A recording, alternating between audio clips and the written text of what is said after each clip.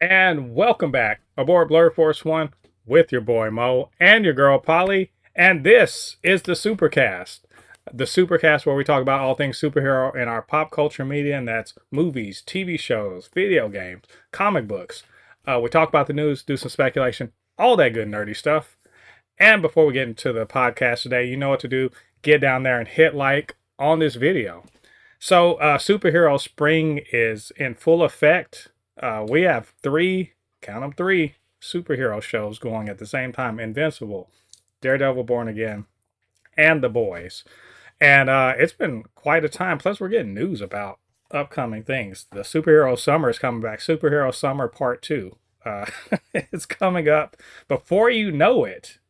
It's crazy, right?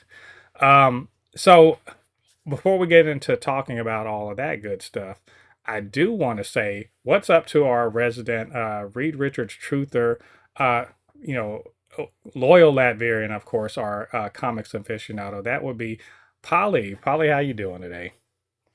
Glory to Latvia. I am doing great. Just today. I think it was today or yesterday. Anyway, Marvel Rivals has its second PvE mode, Ooh. so I played that today. Yeah, it is ridiculously annoying. I don't know. It has all these achievements that you have to get, but to do that, you have to, of course, like play, and it's wave after wave after wave of All vampires. right. It's irritating, but you gotta do what you gotta do. New costumes have been released, stuff like that, like Hellfire Gala costumes. They are beautiful, absolutely stunning. Has Gambit's costume, absolutely amazing. And well, other than that, I read some comics, I watched some TV, I watched some movies. I did rewatch Devil Wears Prada, the first one. This movie is so annoying. Devil I Wears don't know. Yeah, Prada. yeah. The second part is coming out like I think in a few weeks. So yeah, I Yeah, just have to that rewatch it. sounds about. I want to say no, not next It's week. in May. It is the week after next. I think it's the Well, first. here is released in May, and I know that our theater, our local theater, is gonna be showing it. So maybe I'll watch it, maybe I won't. I don't know. But the interesting thing that I watched, and I think I have not talked about it the last week, but I do. I don't even remember if it was this week or last week that I watched. I watched Avatar, the movie, the new movie, not the Fire and Ash. No, Avatar, you're but talking about the the Last grown up Airbender. ain't. Yeah, Yeah. Oh, you yeah. watched it. Oh, you watched it, and Yeah, I of still course. haven't watched it. I'm surprised at Somebody myself. stole it so I could watch it. Why would I not do that? It's. I mean, People work for us, you know. you would be forgiven. I think for one because Yeah. Paramount is the one that's putting it out, and fuck them. And two, it's not coming to theater like it should have been. So also fuck them. Well, and Um, three Doom doesn't really care, so there's yeah. that. And so I did like it. Yeah, I do recommend that people watch it. It's fun. It's nostalgic. It's everything it should be. I Yeah. really enjoy it. Yeah, I need to watch it.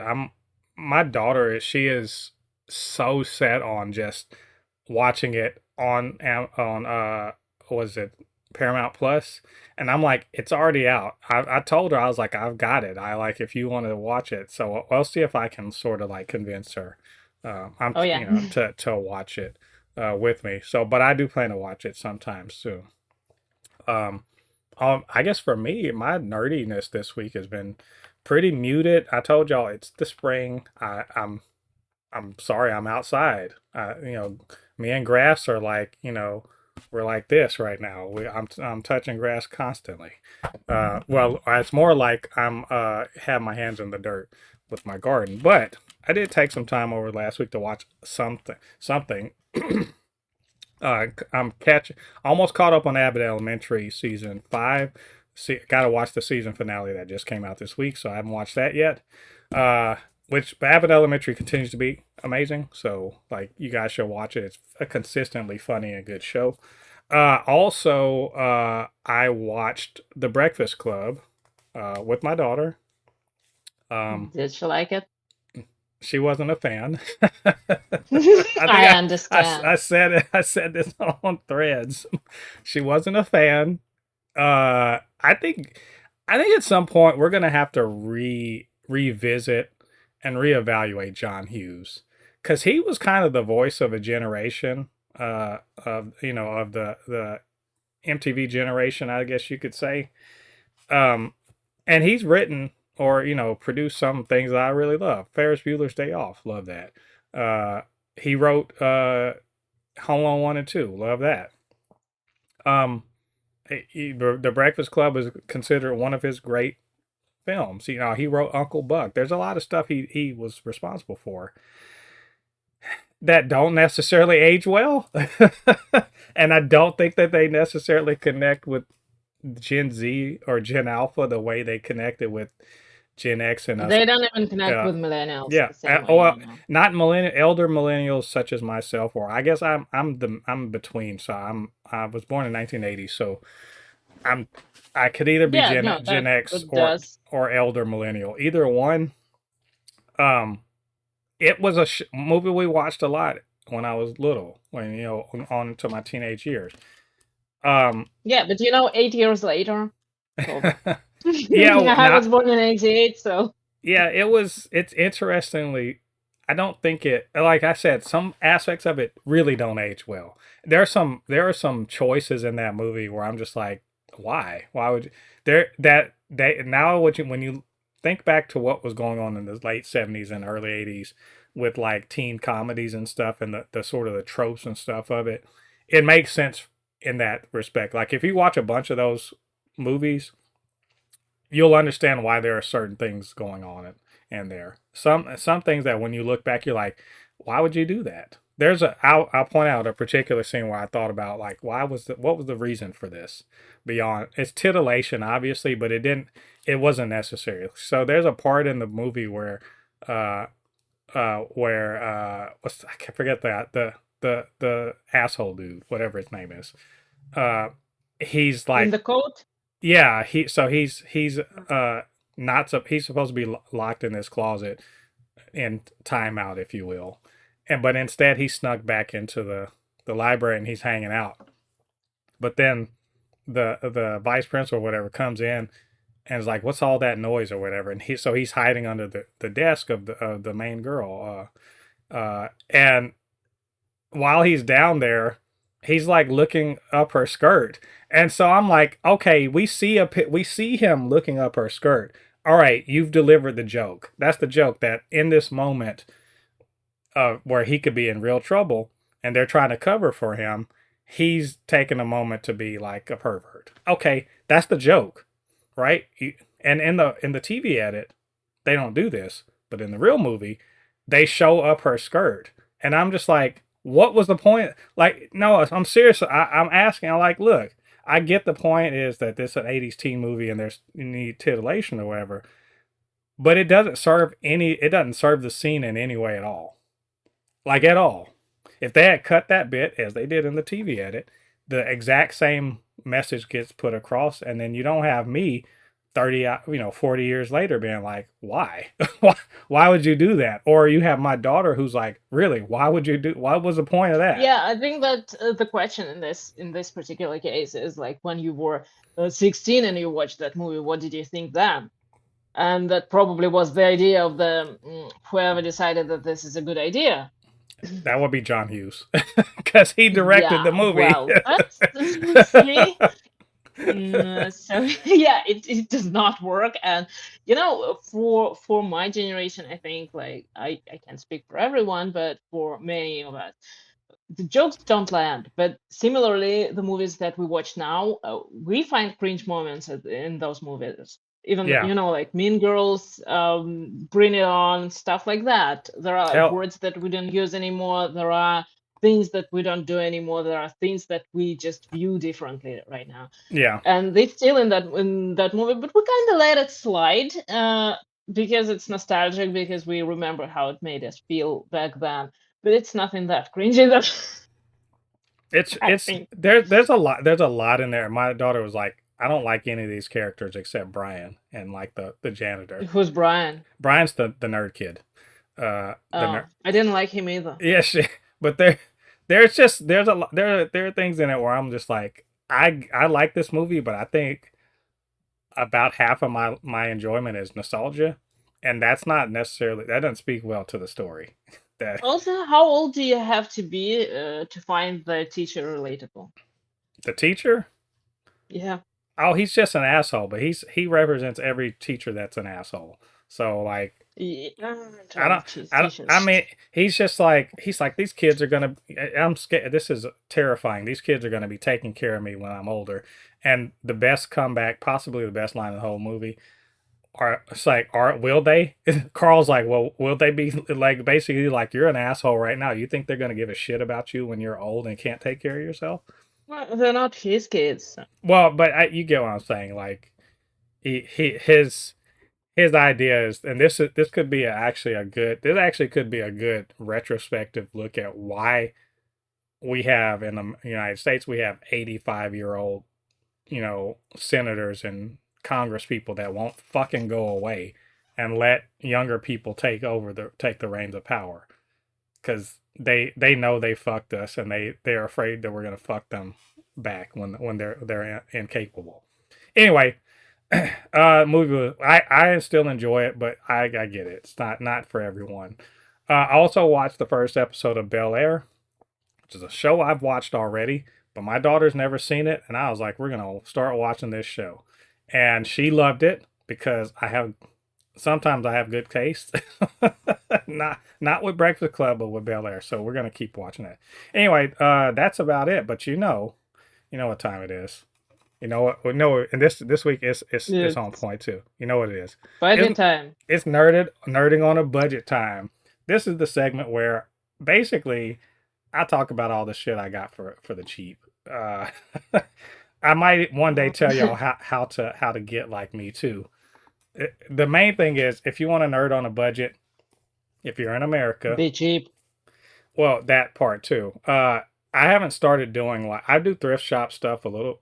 That thrift shops, Ross, Burlington Coat Factory, TJ Maxx, all those little retailers like that. They're a good source for like nerdy toys and stuff like that. If you get a good one, like I have several in my town and a couple of them are good, you may get dope shit. So with that being said, let me show you what I got. So I went to the thrift shop, my one of my favorites, and I got all of these guys. Let's see if you can see them. You see all these? Look at Ooh, that. Now, you have a good weekend of great movies the only thing I don't have ahead is of you. I don't have Breaking Dawn Part 2. That's the only thing I have all I the don't have. books behind me. I let me tell you, I didn't think Twilight was that good. I thought the first one I didn't think It it was all wasn't. that good. Um, Truth but is, it wasn't. It's just fun. but my daughter is dead set determined that we're gonna watch the whole series. So I was like, well, why bother hoping it's gonna be streaming when I can just have them on physical media? These are $1 a piece. I'll do that for it. Like I think there's one more if I can get it for one more dollar, $5 for the whole set. Cool. If she wants to watch vampire stuff, make her watch Buffy. Maybe one day. She would jump into a long series like that. She watched all of Smallville over a summer, so if she could do that, Oh, she'll do Buffy. yeah, definitely, definitely Buffy and Angel. I also got I got some comics for a change. This is the Harlem Hellfighters. Max Brooks wrote it. It's based on a true story about a World War I regiment of all black soldiers that were given the Germans hell, and how when they came back from World War I, racism kicked them in the ass. True story. Yeah. Good book for it was $6. So I had to grab that. Also, these were all like $1 each. I don't even. Okay, $1, New Mutants. a Oh my God, dollar. New X-Men and New Mutants. These are good books. These are good books. Infinity Inc. and then Inhuman, by Charles Soule, whatever. $1 each. huge win. I couldn't say no to that. Cheap comics, right? All right, so I also got some toys this week from Ross. Ross Con, as they say on the internets, is killing it. This is centered. Wow. These are all from Andor. Mon Mothma. You know what you have to do with this. Look, that's Luthen Rail. And you don't know this one. I found this yesterday. Bix Colleen. Yes. Who we've been talking about her actress for a couple weeks now. Yeah. So But you know what you have to do with this. I'm gonna do it. There you go. There's Luke. Yes. Let's see. Yes. Let's see if you can you can actually see the sculpt. Mm. It's hard to see. It won't focus, but the face sculpt is Yeah, pretty. no. The face sculpt is Yeah, pretty. it's Is good. pretty good. There's Mon Mothma. You know she's gonna be like washed out totally because of the. Anyway, there she is. I think you're good. Yeah. And I like the Bix one. I think they got her almost perfectly. If I can keep the light out of her face. Either way, we got a Bix. Pretty cool. I hate that I had to take them out the box, but the box is just plastic free. Man, let me just say the planet can go to hell. I want my plastic boxes so I don't have to take them out and let them get dusty. Anyway, I got those three. They were $8 each. All told, what was that?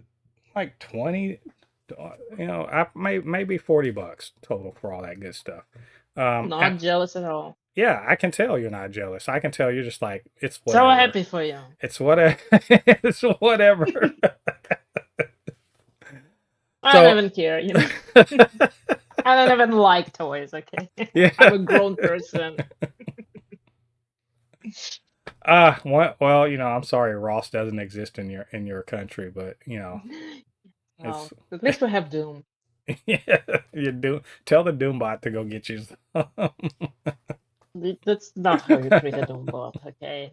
You don't tell Doombot where to go. Doombot tells you where to go.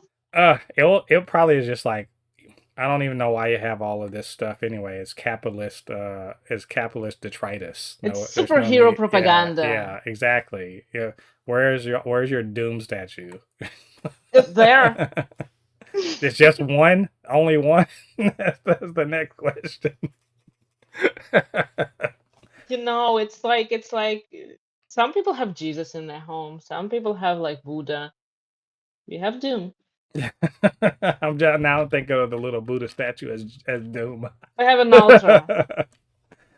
All right. Well, you know what next we have to do? We got to talk about that Polly has issues. That's our segment where Polly gets to talk about the comics she's reading every week because she reads a ton of comics. Way more.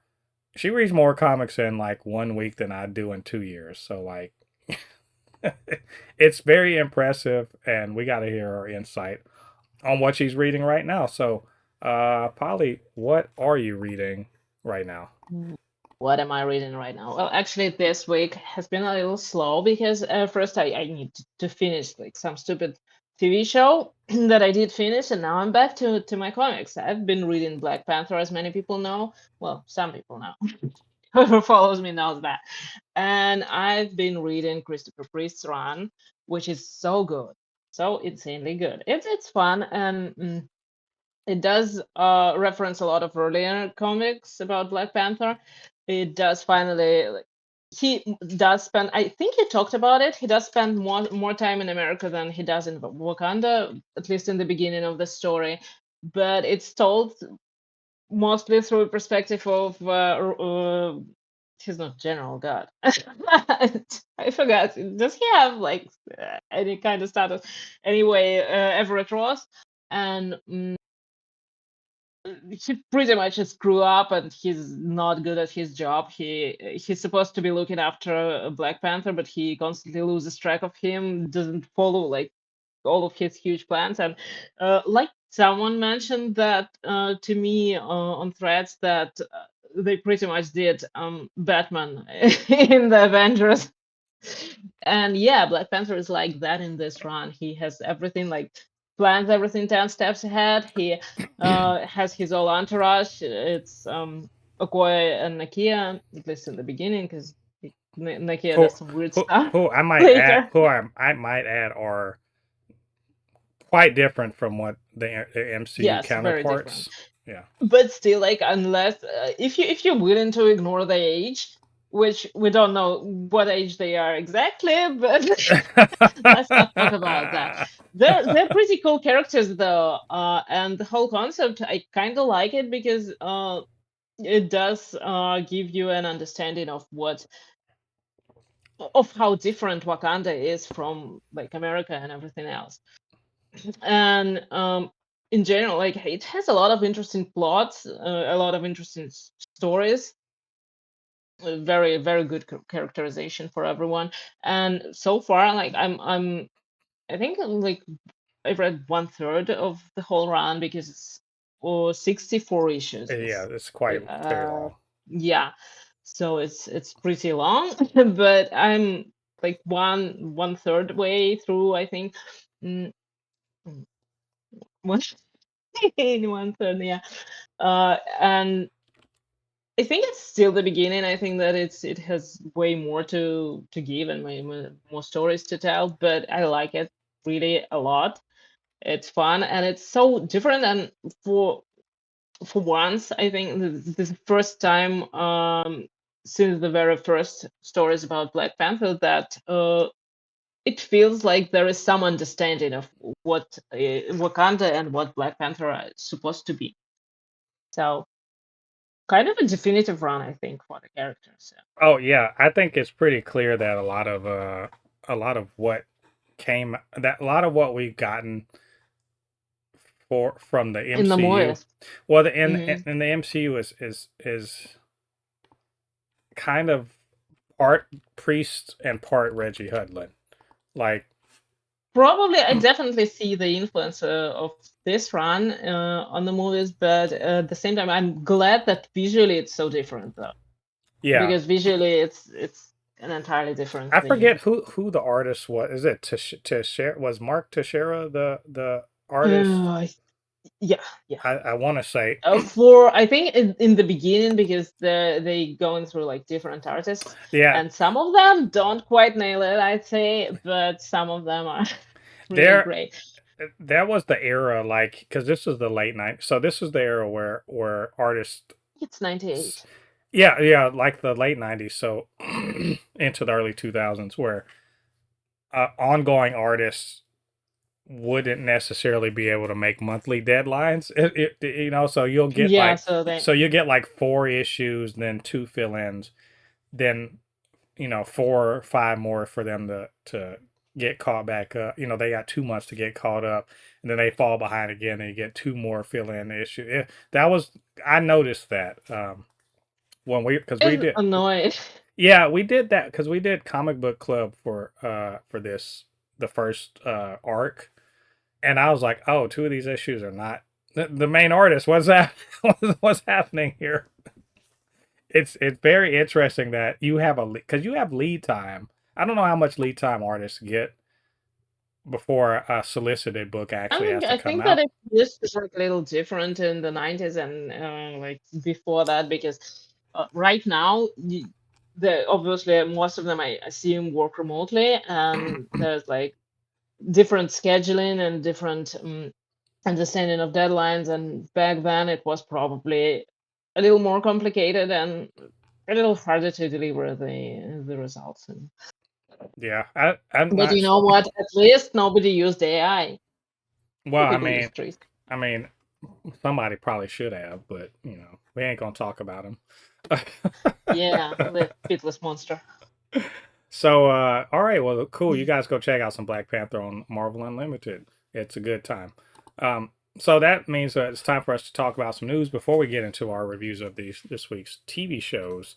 Um, I'm gonna call an audible here because I realized I forgot to I forgot to include one item, which was the Spider-Noir villain Oh, teaser. I completely forgot about that, and that's my bad. But we're still going to talk about it, so that's what we're going to talk about first. Well, we'll do that. We'll do that before we talk about the Clayface trailer. I think that'll be worthwhile. Um, but we also have a little bit of quick news. Uh, Andy Park, who was a visual graphic designer, visualization artist, whatever at MCU, gets let go, and I have some opinions, strong opinions about that. But because we sort of talked about it last week. The shareholders approved the Paramount WB Discovery merger. Hey, more terrible news for the world. As I mentioned already, the Spider-Noir villains, and we're going to talk about that Clayface teaser trailer, and then after that, we're going to review Invincible, Invincible season finale, The Boys, season 4. What is it? Season 5, episode 4, and all the craziness there, and then a pivotal Daredevil episode, episode 6, where a bunch of stuff's going down. So I mean, we got a good amount of stuff to talk about. So, Polly, you ready to get into it? Yeah. All right. Oh, so I forgot to do this one too. Very small bit of just like a shout out to Jack Quaid and Claudia Delmit, who are from The Boys, who were engaged last year, are now married. Good for them. Yay! I just want to say, just happy news for people. That's one of our favorite nepo babies who's out there doing good work and proving that he is also actually talented, but also his now wife. Good for them. If y'all don't know, that's she was what was the name of the Victoria Newman? She played Victoria Newman on The Boys. I don't remember who that is. Yeah, on The Boys she was the AOC type character. Yeah, yeah. So that's, yeah. I think they met on The Boys and now they're married. Good for them. So anyway, now our actual news. Andy Park, comic book artist. You guys may have seen some of his comic book art from before he started working for Marvel Studios back in 2010. And is one of the I guess head of visualization, one of the main artistic I guess power I don't want to say powerhouses, but one of the main artistic leads in visualizing the MCU. Like it's hard to underscore. Like he worked there from 2010 and was just let go in part of all of those layoffs. Because they said they were letting go of the visual most of the visual effects department, and he's let go.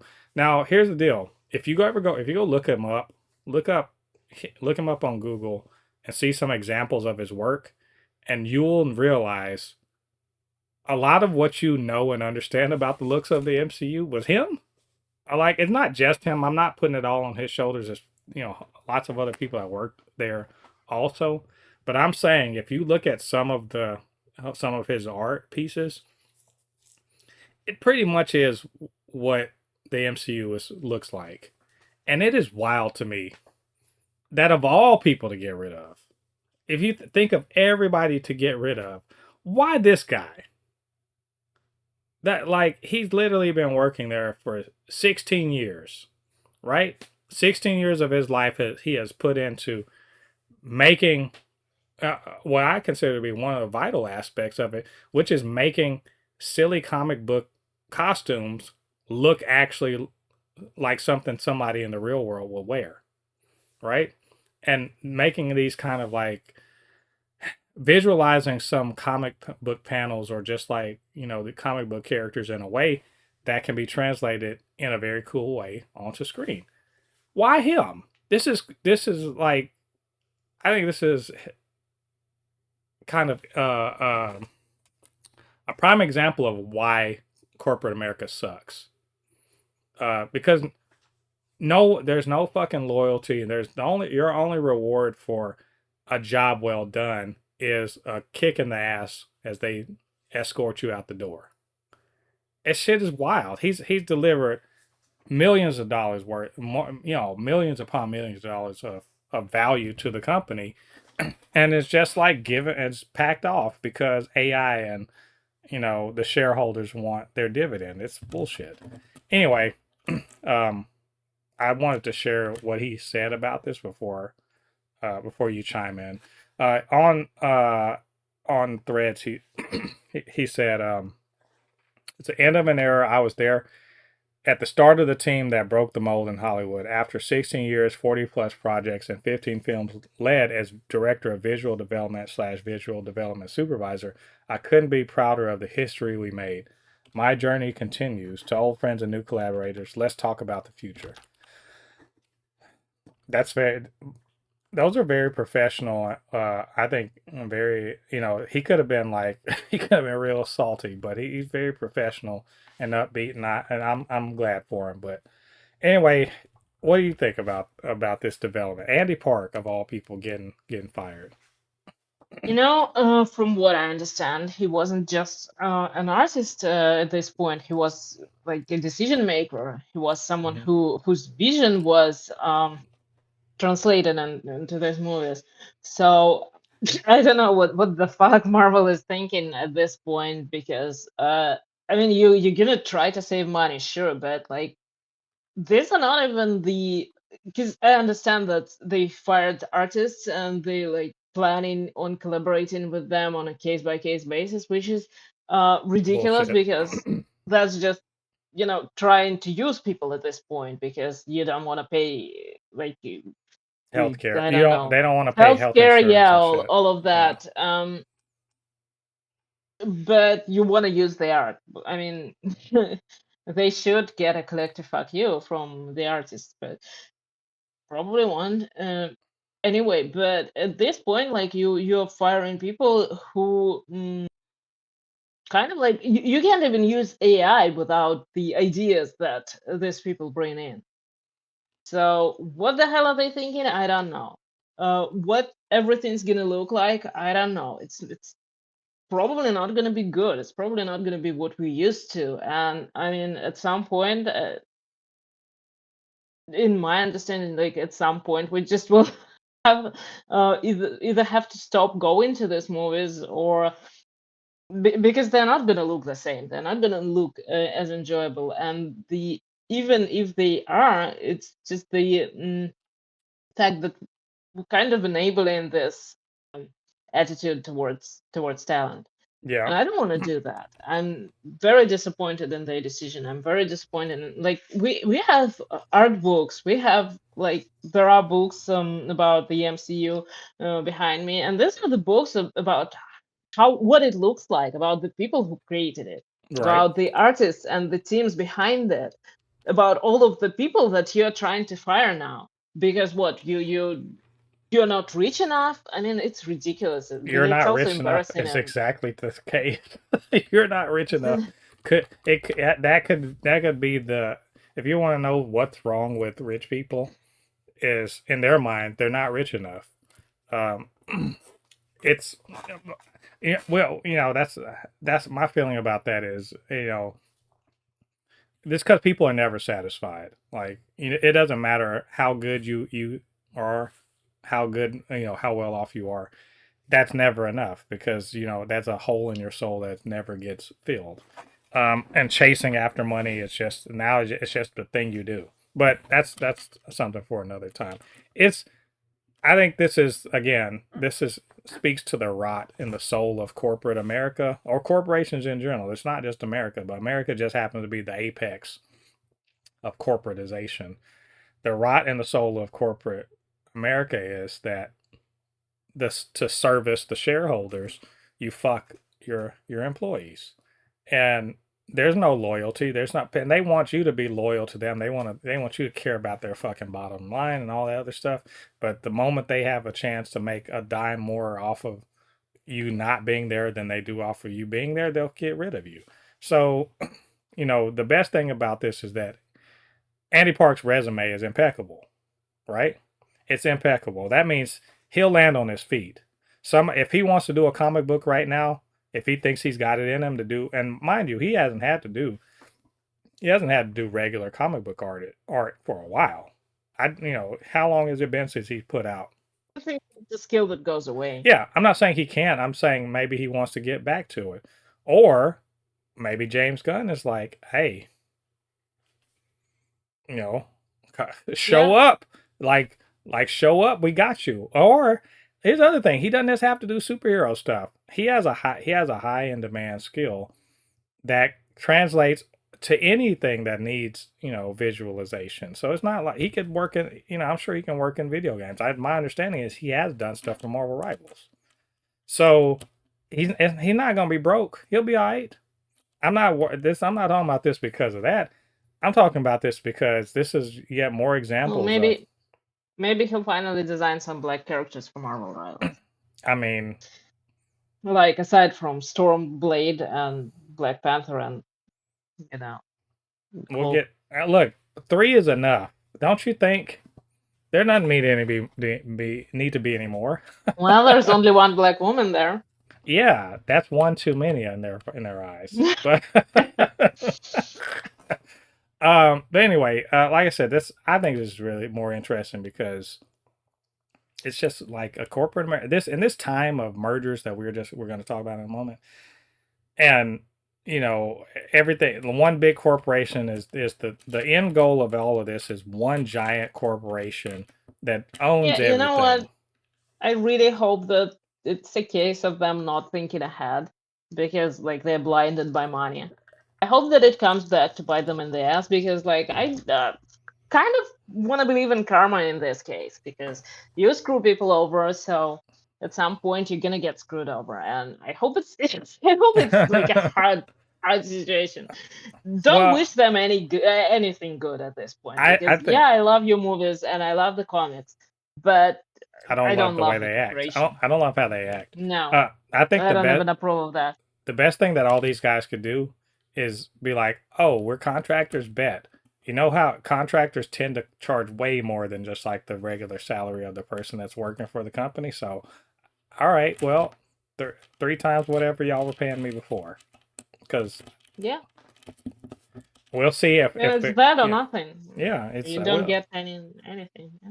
so we'll see. But we'll keep an eye on this and see where Andy Park lands, and we'll talk about that later. Um, Speaking of terrible corporations, uh, a behemoth is one step closer to. This is like I want to say a behemoth one step closer to being assembled. This is like when Cell was like absorbing the other androids. Like Who? we're almost yeah, you don't watch Dragon Ball Z.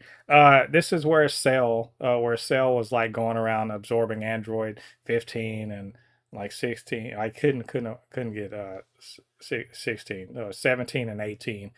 And now so it can be perfect Cell. So they're not perfect Cell yet, but they're getting there because the shareholders of WB, surprise surprise, they like money and they approved this merger.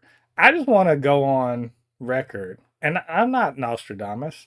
I'll never claim to I'm be sure. Nostradamus. And there are plenty of other people that probably said the exact same shit I said. But I just want to note that I saw this fucking coming back before Christmas was over when they were like, Paramount really wants them. And I was like, they're probably gonna get them, like just and then the whole Netflix thing, and they were going back and forth, and I laughed and I was like, "Yay, Netflix won!" But this shit ain't over, and we are where we are, and I'm not surprised at all. There was no way that a $111 billion buyout or whatever purchase deal wasn't going to be approved by shareholders, which, as I've mentioned before, they have huge holes in their souls, and all that they think of is more, more, more. They want more. Um, so they said yes. So we're a step closer to the evil empire. As I said, I think Ernie, Blurred Without Fear was talking about it, and I was just like, well, I guess I'm just gonna be pirating WB stuff. I'm so serious, and once the ink dries on this, y'all think I'm playing? I'm not. Look, I want to see Man of Steel. I'm just not gonna go pay for it. I want to see Supergirl. I'm not going to go to the theater to see if Paramount owns them, and they won't, by the way. This deal's not going to be closed until later on this year. So I'll feel okay going to give money to Supergirl. But anything after that, once that deal signed, I'm not voluntarily giving money to Paramount for anything. So y'all take that how you will. Y'all have to do what I do. I'm just saying that's my line that I'm not crossing. Um, this is horrible, but it also was inevitable. So I guess, oh, okay. I don't know. How are you feeling about this? Are you going to take the hard line stance that I'm taking? Probably not, because I mean, it's not that much money. Tickets are cheaper here. So, but in general, yeah, it's ridiculous. And like I said, it reminds me of the fairy tale. It was an African fairy tale. And just had a character like a half-bodied child that was always hungry. Hmm. That's um, that's pretty much what I think of when I think of these people who need more and more, because yeah, they don't realize what they trade anyway. They will. They're not gonna be happy. No one is gonna be happy. So Yeah. we'll see. Well, and ultimately, here's the thing: they don't see it as, oh, we're creating this, you know, fascist empire, media empire. They are, but they don't see it that way because, by and large, most of them will be untouched by the problems that are engendered by the Ellisons taking over yet another piece of Hollywood. They don't see the problem here because they're mostly going to be untouched, right? And if they are touched, it'll be so far down the line that they're gonna be like, how could I have seen this coming? So this really is, and I get it. Like, there's a lot of shit going on in the world. Why be super concerned about this? Well, because now in America at least, they'll have CNN. So they'll have, as I said before, they'll have two major major news organizations who are going to most definitely turn into Fox News. The CBS is already in the process of turning into Fox News. They're pretending like they're legit. They're not. So CNN's going to turn into that. They've already been sort of sidling that way anyway because they don't want to get on Trump's bad side. So that's going to happen. They're talking about putting out 30 movies a year. Bullshit. I don't believe it. Um, this I've said also before that this is all a house of cards. A house of cards, part of which is being financed by Saudi and Middle Eastern money. Now, should you be concerned about that? I don't know. How do you feel about the Saudis and their influence on our media? People were bitching about Chinese influence on Hollywood. You remember that? Probably about 10, 15 years ago when China started, they started production companies and they started putting money into, I don't know, stuff like the Bond series, and then suddenly they can't talk shit about China, right? They had all these times where they stepped in because they put their money into movies and they stopped any kind of like China being the bad guy or any of that stuff. So now we had to have North Korea be the bad guy or something like that. That's the sort. If you want to see shit like that, that's what's going to happen. With Paramount. So and also no one thinks about the fact that Saudi and Middle Eastern money being in charge of having something to say about CNN or CBS News. No one cares about that. Oh, okay, all right, cool. We're just gonna we're just gonna skip and cartwheel ourselves straight into like state media, and no one's bothered by it because we need our Superman. Okay, that's how y'all feel. Cool. I ain't putting my money into it. That's all I'm saying. Anyway, this happened. We'll check back, and I don't know. I'll give it by October. Maybe they'll have this completed. There's a lot of noise being made in the government about this is regulatory and we're gonna do all of this. We're not gonna stand for this. And there's different petitions and different states are like this is bad. It doesn't matter. It's gonna go through, and we'll be stuck with it. So we'll talk about it then. Oh, before you know what, let me do this real quick because I want to talk about the villain thing, right? So, what's it called? The what's it the villain teaser? Was that what it called? I forget what Prime Video called it. Showcase. Yeah, it could have been that. Um, Either way, Spider-Noir, they posted a little. It actually wasn't. It was a behind the scenes. That's why it was the behind the scenes villain kind of like trailer teaser, something like that, where they sort of talked to all the men who were playing the various villains, and I think Nick Cage was on there too. It was a very interesting like minute and a half uh, thing to get us excited because at the end of next month we are going to get Spider-Noir, which it seems like they're dropping all at once, which is crazy talk to me, but whatever. Y'all could have done it. Fun. Y'all could have dropped it like the boys, but okay. We got more footage from the show. We got to see the actual villains and their powers and at play. Um, more I we What I found exciting is got to see more of the cinematography. How are they going to shoot this? What kind of style are they aiming for? And we got to see Nick Caging it up. Um, all the way around, I thought this was really good. I was like, y'all need to get me more excited, but I am more excited now. They had we get to see a version of Tombstone. We keep having a black Tombstone. Have you noticed that? It's always I'm not mad at it. I'm just like, okay, we got a bunch of Tombstones that are all black. Silvermane's the main bad guy, so he's the Wilson Fisk of the situation. Okay, Silvermane, I think because Wilson Fisk is such a big character, often gets overlooked and overshadowed. But Silvermane's a big deal in comics. Um, we also had Sandman, who does have power. All these people have actual powers, right? I forget. I kept calling the guy Electro, but I don't think that's Electro. Uh, I don't remember what they called him, but that's not. I don't think that's Electro. And also Molten Man, I think was the fire guy. So Mhm. all very cool looking. They're not shying away from the powers aspect of this, or even like the kind of uh, what I would say is the noir-ish air, uh, noirish kind of look and feel. Uh, and I think it looks cool, especially like seeing Nick Cage's Spider-Man swinging around. And he has the little hat on, and it still works. It works for me. So anyway, what did you think about this little teaser here?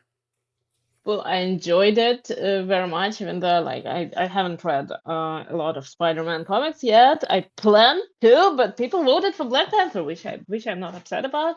But anyway, yeah, it looks great. I did read Spider-Man Noir, and it does have the feel and the tone, like it does feel right. I really do love when they stylize it to look like something. In this case, it kind of like looks a little bit like what was it, Werewolf by Night. But also like very different in its own way. It does look fun. It's cool that they did an overview of villains in general, and I really can't wait to see that. I think it's going to be a very very fun experiment. I hope that it works out. I hope that the story is interesting enough. And you know what? I don't mind at all that they're releasing it all in the same on the same day, because as we know at this point, when they do that, sometimes it makes sense because sometimes you just need to see the episodes in order, and like mm, in the same day you just need to binge. Because what if Mhm. it's like Wonder Man? What it is if it makes better sense if it's released like that. I hope it's that kind of situation. But anyway, I'm gonna have a good day in which I'm gonna watch it. Hopefully, it's gonna be in one day. I'm ready. that's the only thing. I'm like 8 episodes in one day, y'all. I don't know about Look, that. it's doable. It's doable. It's actually pretty easy. You have, well, of course, if you have to work, then it's a different. Well, yeah, depending on what the day is, I may not. Forgot about that Yeah, story. I may not be able to, but um, yeah, I enjoy like the. I don't even want to call it the Sin City look. That's not really quite it either. But it does make me think of like um, like the detective bits in Who Framed Roger Rabbit or something like that. Oh, yeah. It's very much a, a callback to that kind. Like I can tell, and probably Nick Cage is probably a producer on this or executive producer. I'm sure he was like, look, those old Bogart and Cagney like detective things, we need to like that's what we're aiming for. We need that look. We need like because there are a lot of shots in that teaser that you can tell like they're taking their cues from like that 40s, 30s, 40s gangster shit. And but also they're remembering this is a superhero show, so we do have to show some dope action. So they're, he's sliding around, flipping around, but they're not going too far away. Like it looks all a lot of it looks very practical. And I do appreciate that aspect of it. So also I just like the way Sandman looked, and they added that wrinkle about it probably killing him. Whatever it is his power is probably killing him. I also like that none of the bad guys have costumes on. Like literally, because Spider-Man Noir he has a costume, but it's like he has regular clothes on with a mask on. Like you know what I'm saying? It's just like he has a trench coat and like mostly regular clothes, but he has that Spider-Man mask and a hat, right? The fedora. All of the other bad guys, none of them have costumes on. They're just wearing regular ass clothes. Just I like literally what was it, the electro guy, whatever his name is, was wearing suspenders. Like he's just a dude in like regular ass clothes with suspenders on, and he's just like, I'm gonna beat you up with my electricity. And I'm like, you know what, there's something about the fact that they're like, who has time, it's the 30s, who has time to go make a costume. I'm just And gonna no, they don't have the technology yet either. we, So, yeah. I'm just gonna electrocute you. It's all good. Anyway, it looks really cool. I'm looking forward to this. The superhero spring is just like in full swing, pun intended. And we're gonna check all of this out. I don't think they're. You think they're gonna give us another trailer? I don't know. I mean, I don't need another trailer. I think I've seen more than enough to be excited for it. I don't think that they need to. I mean, they're probably going to release something, but I don't think that they need to actually over promote it. Yeah, I wanted to. Everyone who wants to show up, they're going to show up. And Spider-Man is usually like a pretty big draw. Yeah, hopefully they'll try to like draw a line between Spider Verse and this show, just because like just to kind of get a few more people in. So we'll see if there's a new trailer coming out. We'll check it out and we'll let you guys know how we feel about it. So speaking of dope trailers, Clayface dropped a teaser, and when I say teaser, it's like 30 seconds long. They were like, there's just enough to know that the thing is happening and what we're cooking. And I have to say, I am down with what they're cooking. Um, they released this and like, yeah, I think James Gunn kind of was like, "Oh, it's coming tomorrow," and then when it finally did, someone asked him straight up. They're like, "Is this a horror film? Like, it looks like a horror film. Is this really a horror film? Are y'all gonna be, letting DC studios make things that aren't just superhero things?" And James Gunn's response was, "Yes, from the start, we've been clear the DCU would be interconnected, but each project will be full expressions of their writers and directors, similar to how DC Comics work. Saga of the Swamp Thing, Justice League International, Killing Joke, and All Star Squadron are not one tone, and neither are Superman, Lanterns, Peacemaker, and Clayface. The film or show will play in whatever genre suits the story best. Clayface is not a quote hybrid superhero horror film. It is a horror film." So he's straight up that they're not playing. This is a horror film that happens to take place within the DCU. You mentioned Werewolf by Night. That's a good, that's a good example of something in the MCU that is not a superhero thing. It's a horror thing, right? and this is their version of it. In fact, it's straight up a body horror thing, and we can tell from this teaser, it's all body horror. So, like, if melting faces bothers you, this is not going to be for you. Like, I heard people, they were like, the substance, it gave some people the ick, and I'm like, that's the kind of the fucking point of body horror, is to make you very uncomfortable with like shit happening to people's bodies, right? And Clayface is like the body horror because his body literally is malleable, and they play that up a lot. The little picture, on the thumbnail is him wiping his face, and it's just like smudged clay, like a blank face. But we see in many parts of this trailer, like part of the trailer is his big eyes, wide ass open eye, is staring at the camera while he's under bandages, right? And then later we see that same eye is kind of like smudged away because of his clay face, and we see his face melting and stuff. There's a lot, like, for a teaser. I think it tells you everything you fucking need to know about this. You don't even know what the story is. You just know this dude's got some problems. And at some point, apparently, he does the little, the clay hand turning into a mace or something like that. It's taking place in Gotham. He's going through experimentation. It's like whoever cut this little teaser, they knew exactly what they were doing. I'm freaking excited about this. I already wanted to see it, but man, like, there's nothing bad about this teaser at all, in my opinion. What do you think? Did they hype you up? Well, did it make me uncomfortable? Yeah, a little bit.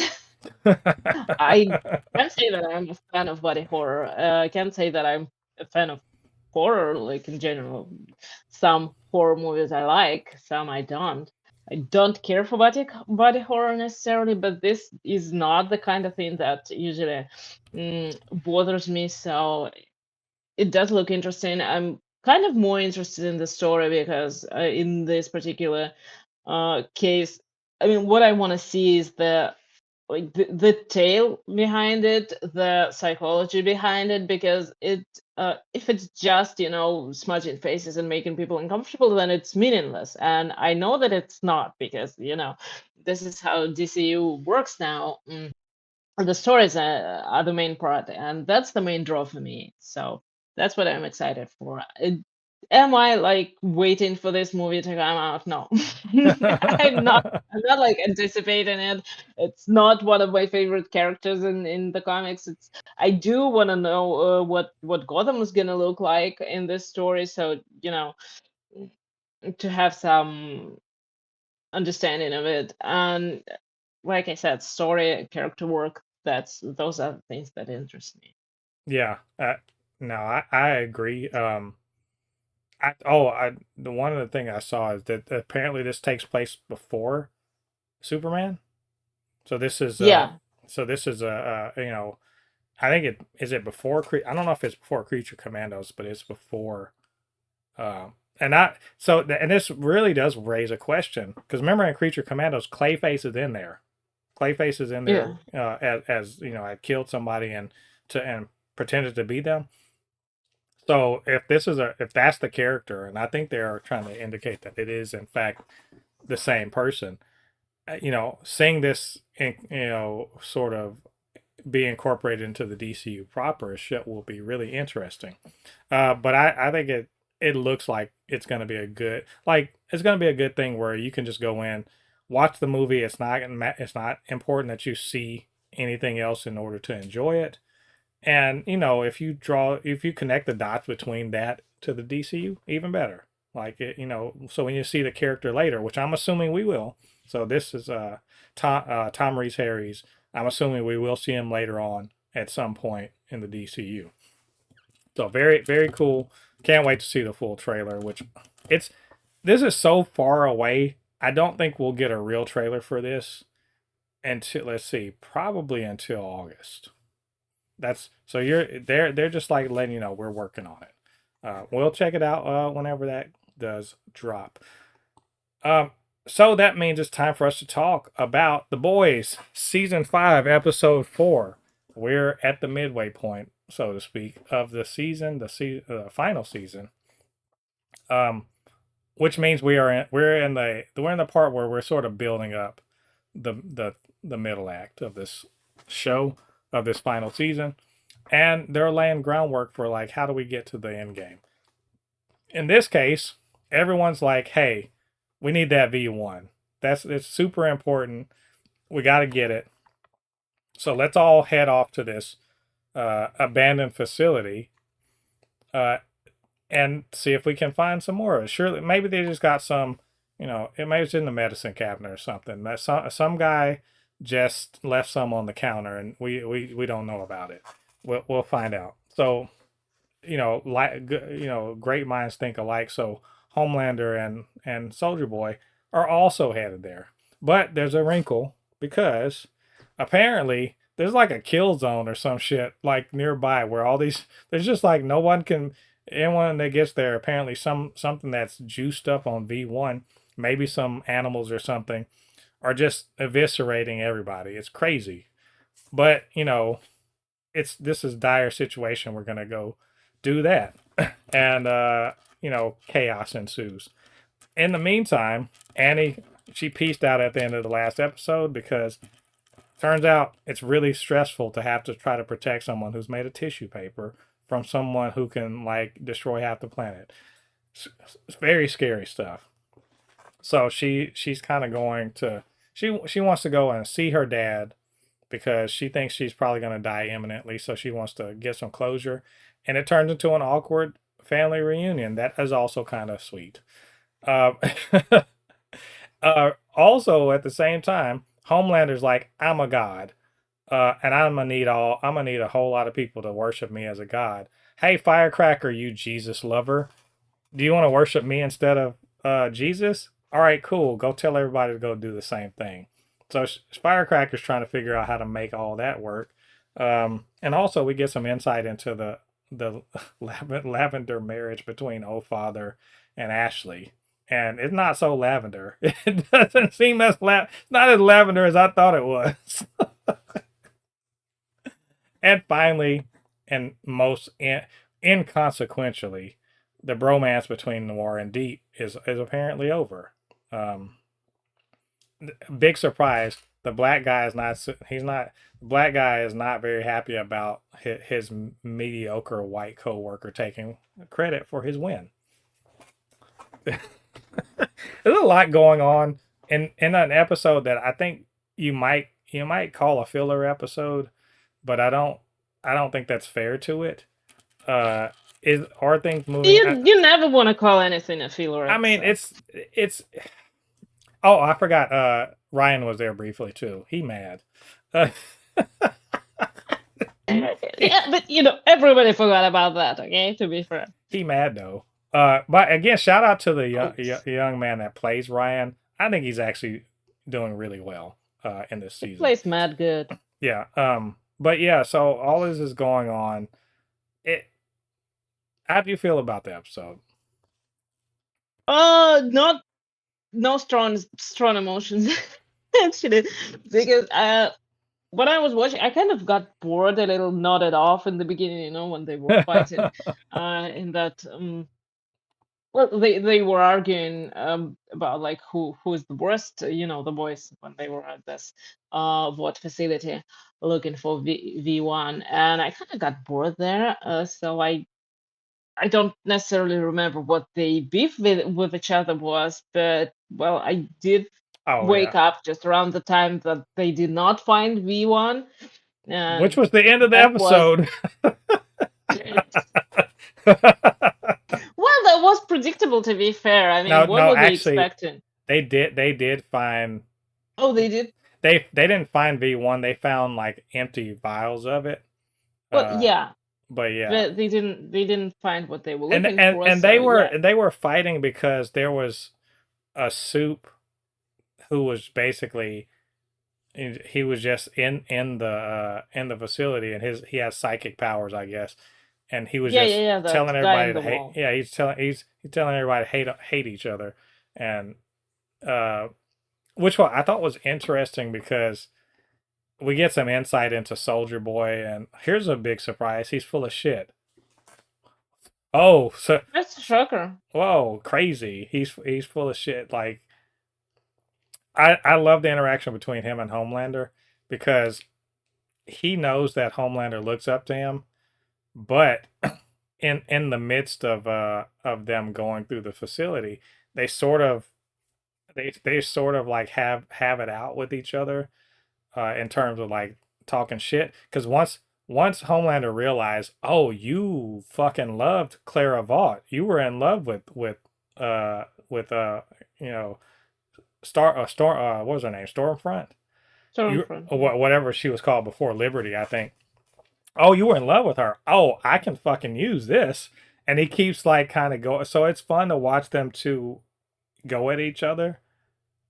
Even to the point of, and I liked really like Sage playing like she's playing chess with these guys, right?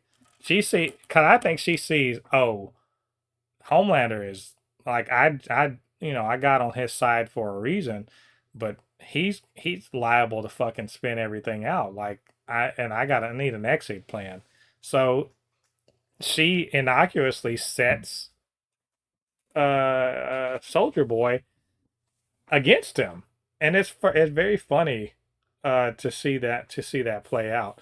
Especially we find that there are things that can sort of slow Homelander down, but he's so strong that it really is like it's like you understand like if he becomes immortal, the life on Earth is over. Basically, it's wild. Um, Yeah, to be fair, for now, Sage is probably the most interesting character there because it's like just in general, it's interesting to see what she's planning and how she's like navigating all the situations. The rest of them, oh my god, I can't just they are so ridiculous.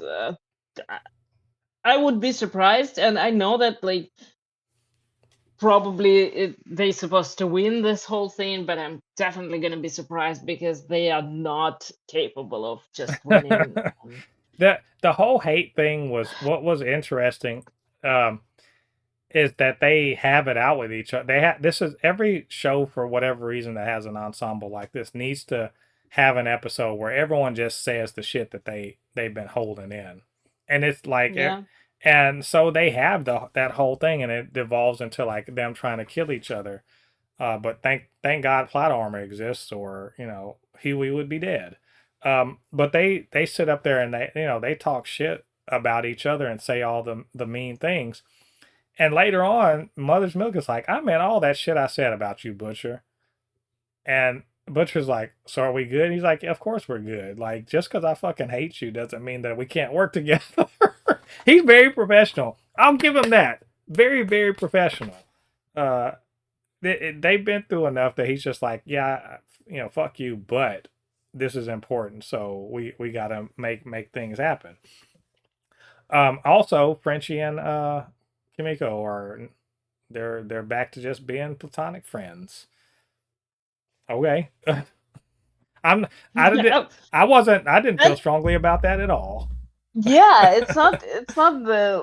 I don't think that there are any ships in the show that I would be like rooting for No, I'm barely rooting for or against. Huey. I'm barely Yeah, I rooting don't for care about them. I don't think that they're like a good couple or that they good together. I don't think that these two are either. I don't know. It's hard to care about these characters. It's hard to root for them. It's easy to root against Homelander, but I don't know. I think that at some point the writers of the show kind of missed the point where you're supposed to care about these characters and want them to win. Yeah, that I mean, Maybe they're not doing that intentionally because that's the same thing that we saw in Gen V. Those kids are all assholes. I like the Gen V kids though. I I don't. I think I think that as far as like the likability, I mean, Huey's the most likable. I think Kamiko is also. Frenchie is, This here is likable. yeah. I mean, he's just there. I think I like Annie. She's to me she's the most pure. She's being tested. Her pure, her pure. No, I guess Huey's the kind of the most quote pure. but in terms of like their why they're doing what they're doing. But she goes through her whole thing, and I like her little family episode. Her brother's a red pill piece of shit. But Yeah, yeah, that was the fun part. but he's also just a kid, so like it's hard to be too mad at a kid for being red pilled and indoctrinated because of social media, like because you're a fucking kid. What the fuck you don't know enough to like know when people are grifting and using you. And also he goes to one of those Homelander schools, which is wild to know that you have a Hitler Youth brother. That's that shit's crazy. And also I really enjoyed the confrontation between her dad, who was a sheriff's deputy, and his friend, and how it could have turned into like another body being like exploded, but instead it was like two people who know each other, and one of them being like, I'll stick my fine, just like get her out of here, but like there's history between us. And I think it's an interesting thing about why do fascist oppressive regimes win, why do they continue to win? It's because they can get, as he said, a guy that spoke up, his whole family disappeared, and I got to protect this family. That's how it works. The power of, people will be like, violence doesn't solve anything. The fuck it doesn't. Violence will solve lots of things. The ability to inflict violence on other people will make them shut the fuck up and go along to get along, because it's not just the guy, it's everybody that's with him, or everybody that knows him, that they get packed off and they never see him again. And so, small amounts of the small bits of resistance that they do to not participate is all they can afford, because unless everyone collectively is standing up against, the oppressors, they're just going to get taken out. It made sense to me, but he still embraced his daughter at the end and admitted his mistakes, which I did enjoy. Like I went into it thinking, oh, I'm going to hate this guy. I don't. I understand where he's coming from, and he stood up for his daughter, and as much as he could, and there was some closure there. But unfortunately for Annie, she had to eat hamburger helper as part of as part of it. Um, what was the only other part that like really stood out for me was the whole how can we make Homelander God thing.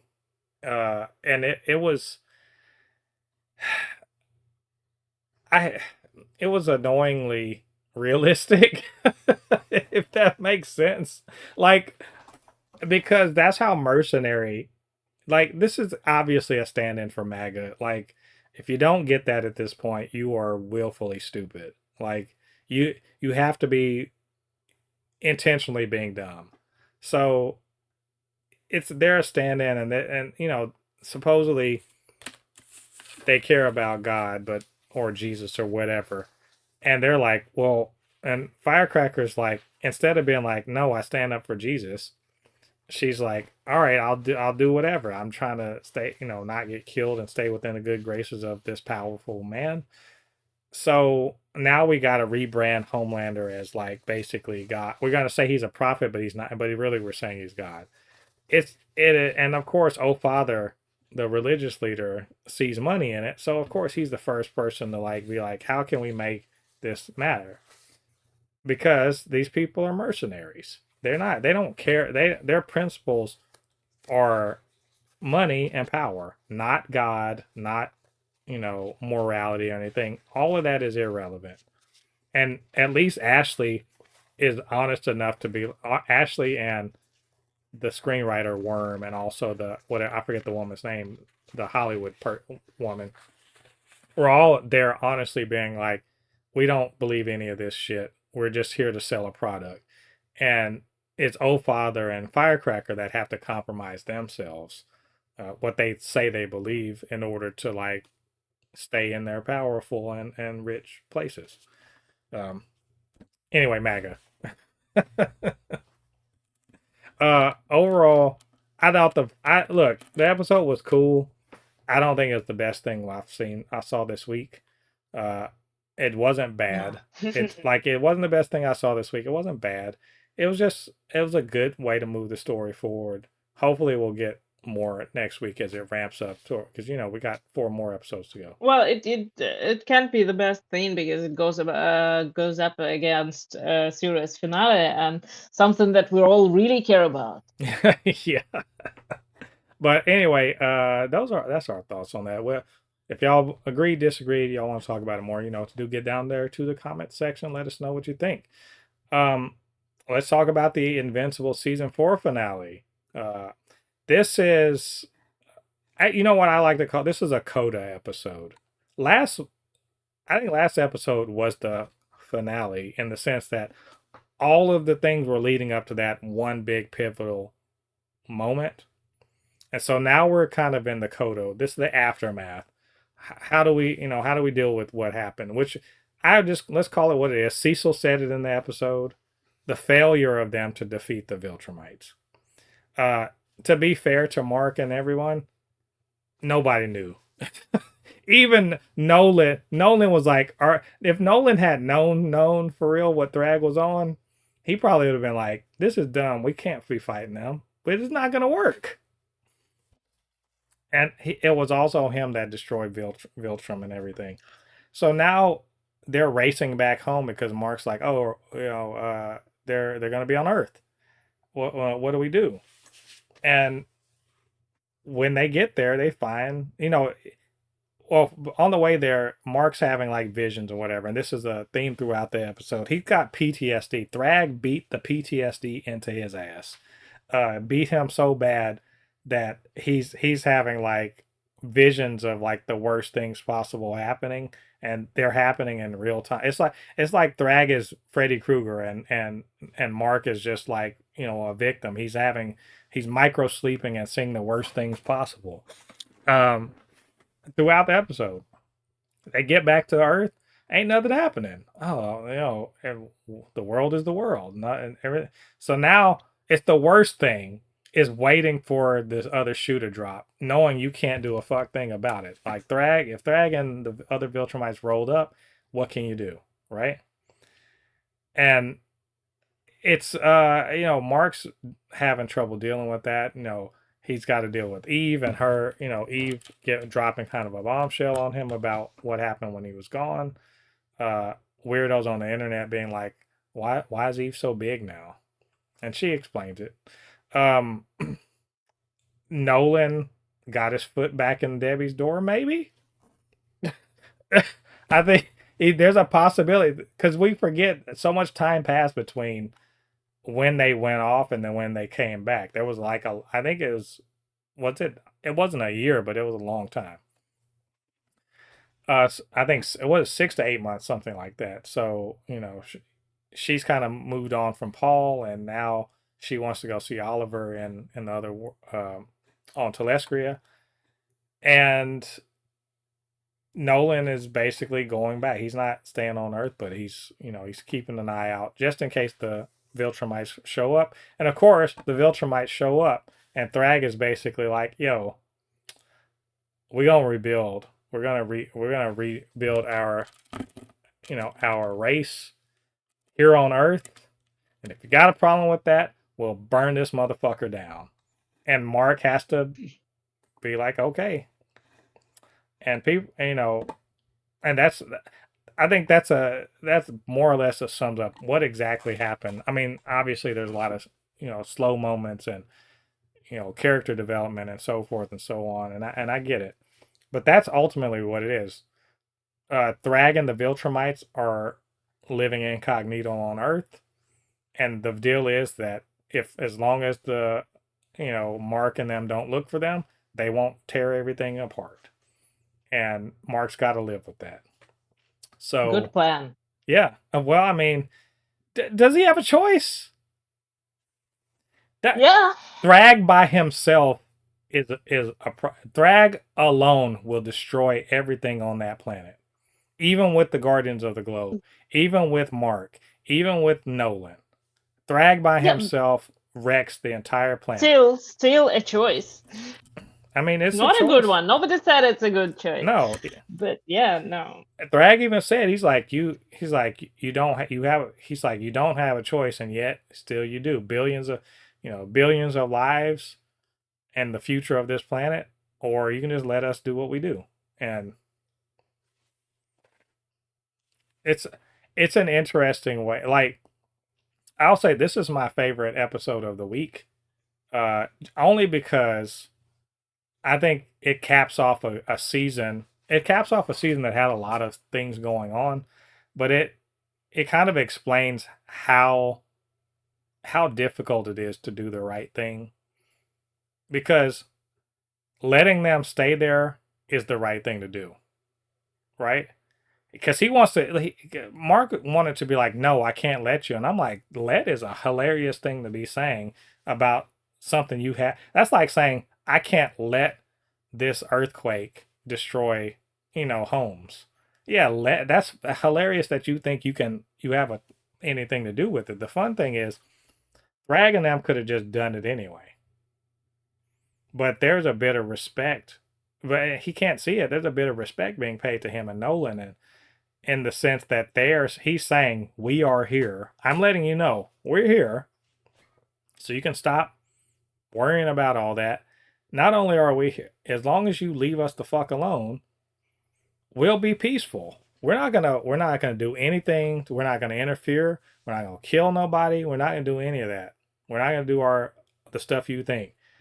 Leave Gonna us go though. leave us alone. With their temper and with their like understanding of what life is should be like, I mean, they won't last long. Well, I will say that all Thrag gotta say is, let me find out. All you gotta say to everyone, because they know. I think it's the thing. Every one of the Viltrumites know if Thrag says jump, they should say how high, and if they don't, he'll kill them. So but Well, they but also then all they know, won't blend in exactly. yeah. But they also all know one thing is At important, least which is like take a class, I don't know, of how to be human and live among humans. that Just observe for like a week. all they have to do is become they just have to become YouTube grifters, right ring YouTube grifters. They'll be fine. No one believes they're real people anyway.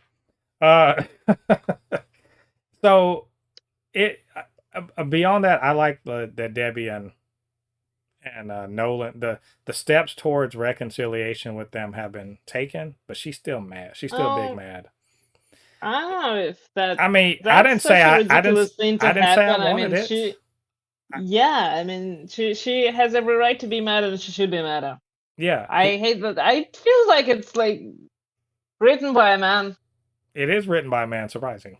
Exactly, and it feels like it But because here's the great thing. no, Well, ask a woman what it, was she doing. in the comics, apparently they do get back together, but it's Written by a not man. like it's not as earned. One thing that I feel, one of the best things about this show is that it's Robert Kirkman's second bite at the apple, so to speak, and he's fixing a lot of the bullshit. Like a lot of the what are you doing stuff that was from the comics is being like fixed. You know, representation is better.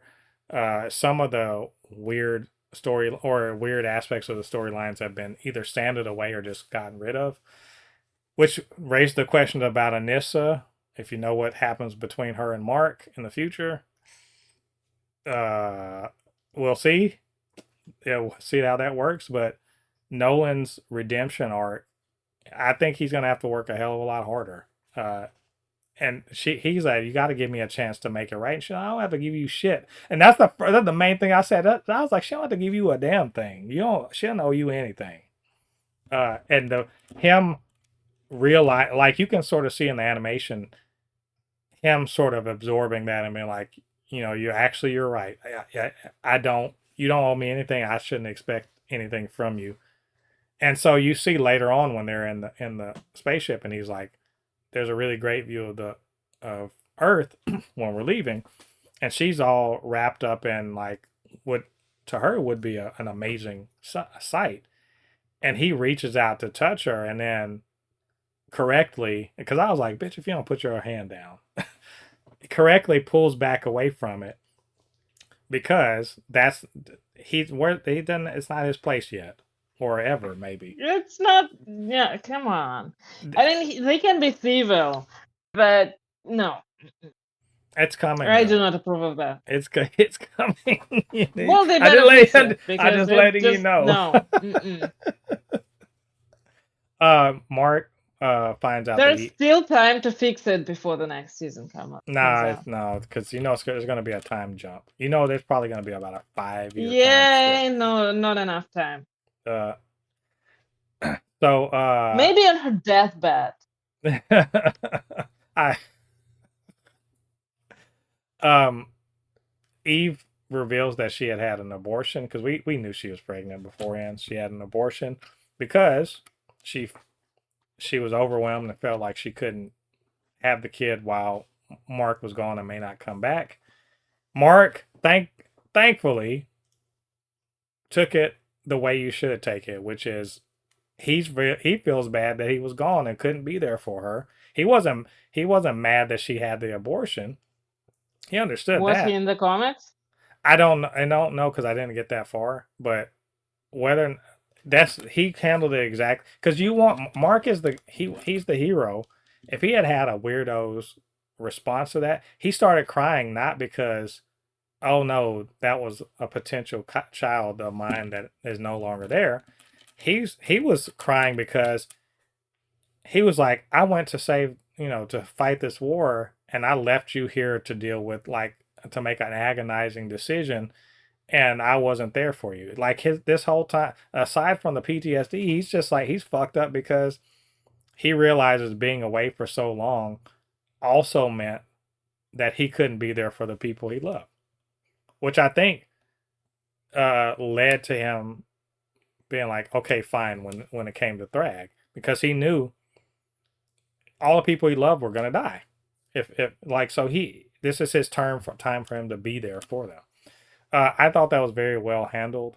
Um, Eve, she's just in a weird position right now, and her powers coming back and everything like that because of the pregnancy and all that stuff. So she's trying to get back in the saddle. I enjoyed the way that they handled that. Um, are you are you happy that Mark wasn't a piece of shit about it? Wow, I was relieved. I was like a little bit terrified when he started, reacting. I was like, "Don't you dare!" Because yeah, once a person starts talking like that, you just can't consider them a hero. Uh, but in general, yeah, it was a pretty.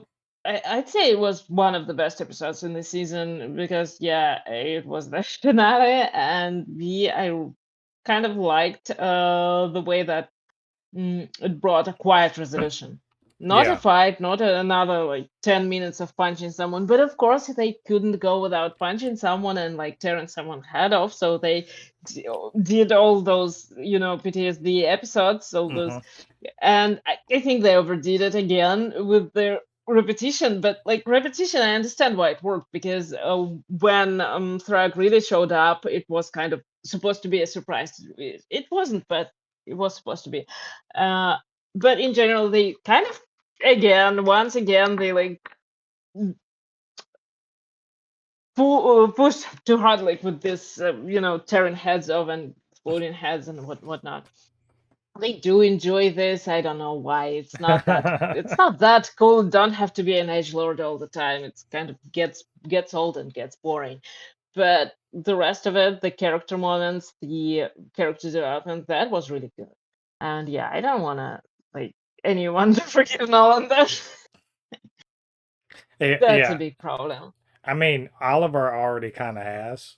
Um, Yeah, no, it's a little bit different for him and for Mark, but yeah. like not for Yeah. us. Again, I like that he was like he's like talking to Cecil like yeah let me he's like I almost died out there to in this war and he's Yeah. like good do it 2,137 more times and I was like valid. I was like Yeah. let him know it ain't enough one time ain't enough. Yeah, you need to almost die about 2,000 more times maybe we can call it even. It's and I love Cecil being like, "Nah, I'm never not gonna be scared of you, dude. Like, just Yeah, I don't true. care. I don't care what you say about you, being safe or whatever that you've changed. That sounds good. I'm gonna be over here where I can teleport, dog. Good stuff though. Also, robot and monster girl are stuck in their other Right, plane. yeah, I forgot all about them. Yep, they are. They're really important characters, They've been obviously. they've been gone for a while. Uh, I Well, thought I more thought power to them. I thought we were gonna lose Good luck, D. have fun. Yeah, I thought we were gonna lose Da Sinclair, but no such luck. So, oh well, we tried. Tentacle monster, you were just not you weren't aggressive enough. Overall, I think this was a great season. It's very punchy. Yeah, it is really punchy.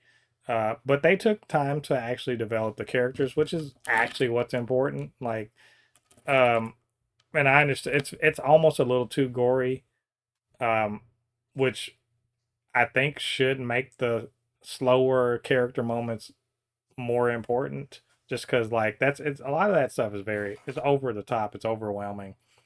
We need the slow moments to like really focus in on why we're watching this show.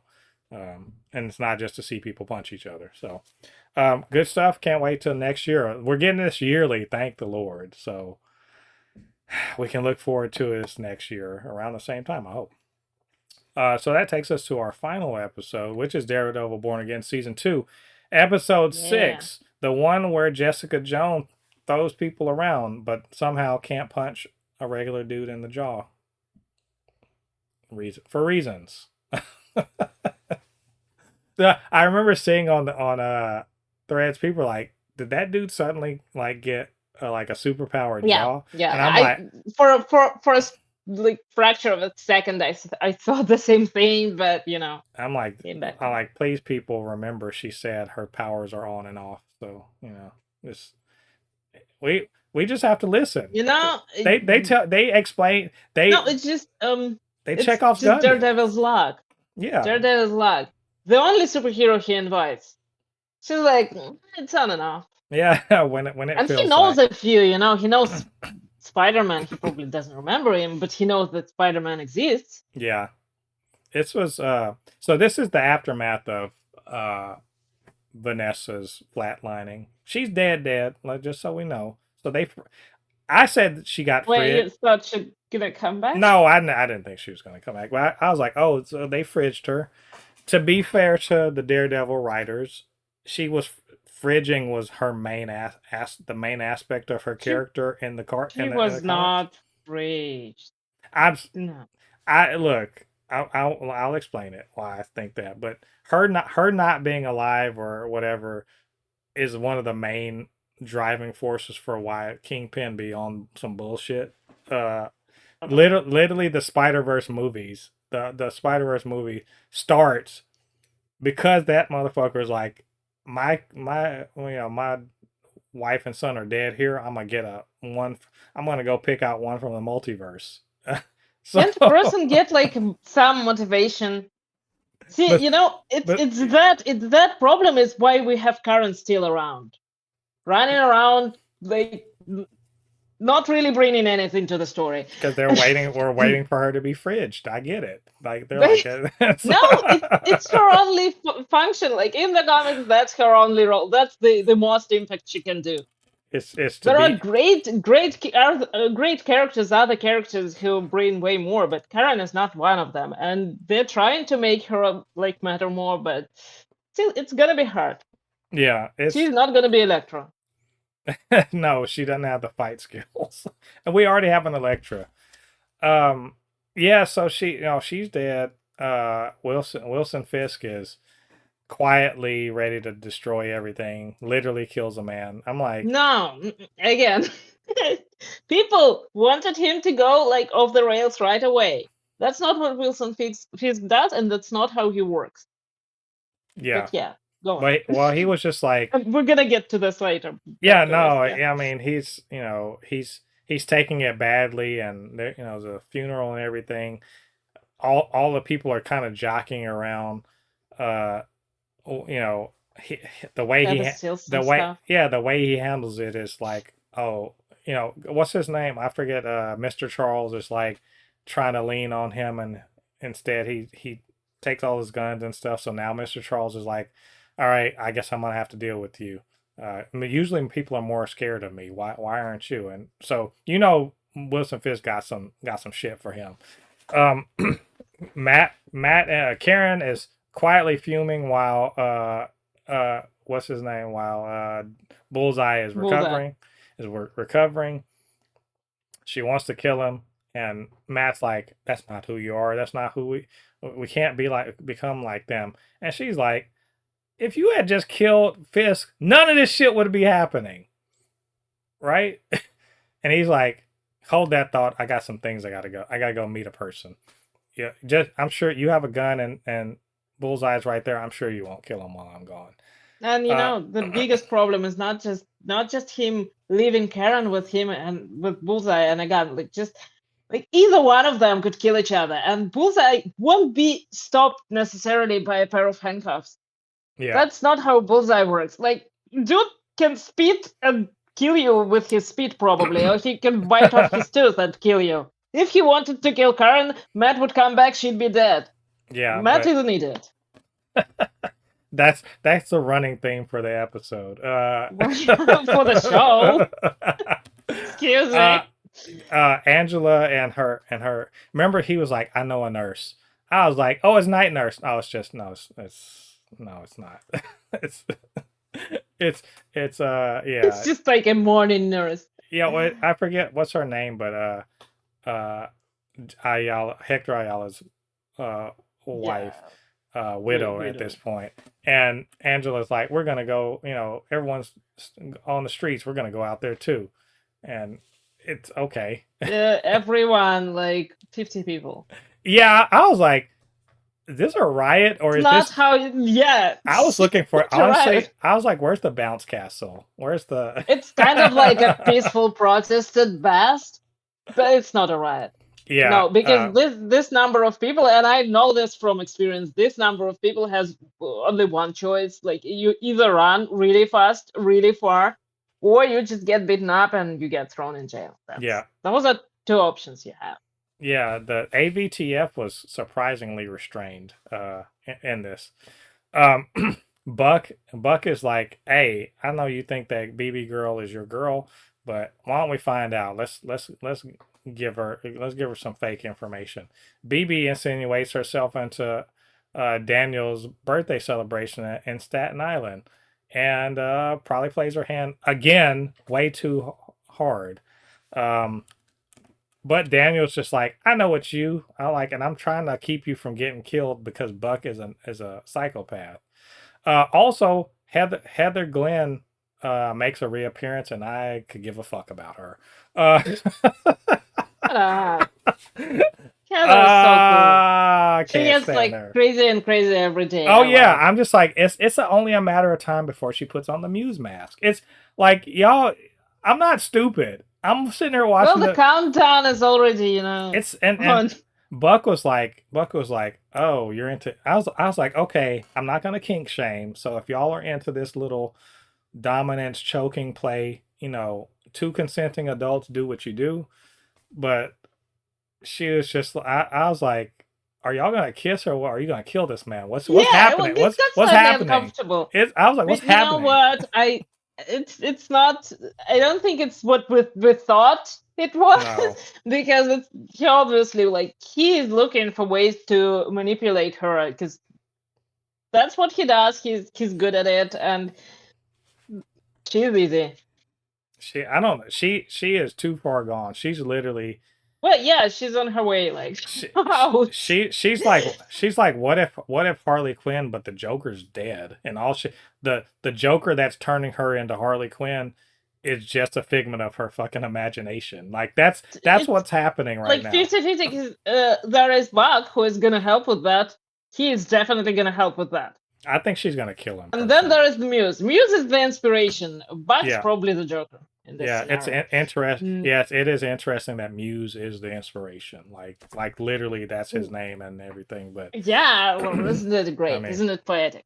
But it's also, she steals shit, so yeah. And from dead people. I was like, are you? I'm trying to figure. I'm like, what, Heather? What is wrong with you? Like, I'm trying to figure out all the things that are wrong because There's so many problems. there's several things. I mean, she was Why genuinely are you creeping through the room in the house? yeah You were invited to a funeral. Why are you creeping around yeah like she snooping through somebody's bedroom for God's sake and stealing stuff?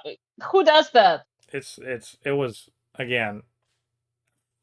I don't really give a fuck about Heather, Heather, but I I love her. I She's would awesome. I will I think it would be nice if they actually turn her into Muse 2 or whatever you want to fucking Probably call it. will.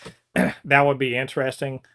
I think she loses immediately because like she ain't got no fight game, but Well, we don't it know would be about cool. that. Man, Maybe Buck will teach her. if she turns out to be Electra's cousin, I'm gonna be like, y'all, come on, don't do, stop playing with me. That's ridiculous. Um, because if she had fight game, where the fuck was it when Muse was kicking her ass?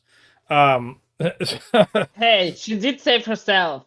Give her some credit. I mean, after an assist from Daredevil.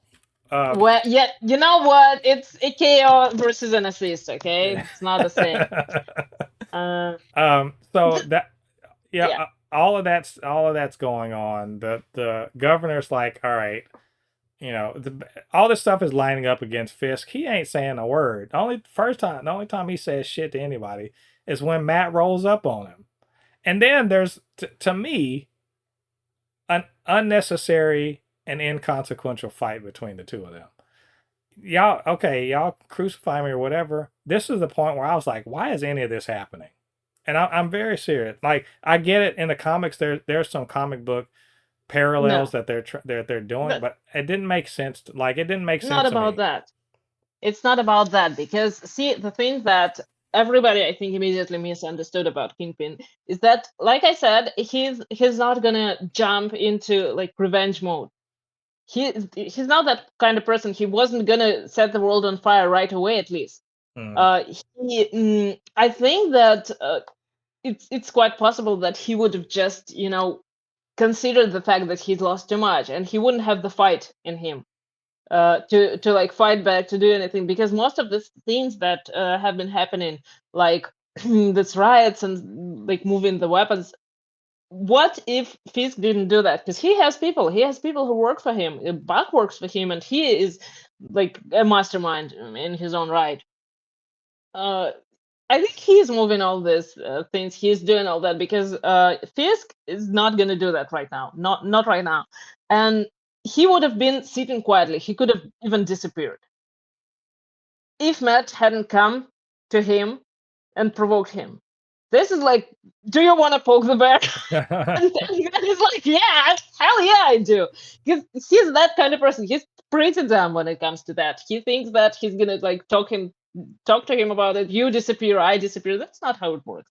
Well, now that you showed up, he's not stupid. Like Fisk is not stupid. He's not blaming Daredevil specifically. He knows like what happened. He's blaming Daredevil, but that is not the time for you to show up and try to convince him that he's lost so much and that's why he needs to disappear. He's not gonna do that now.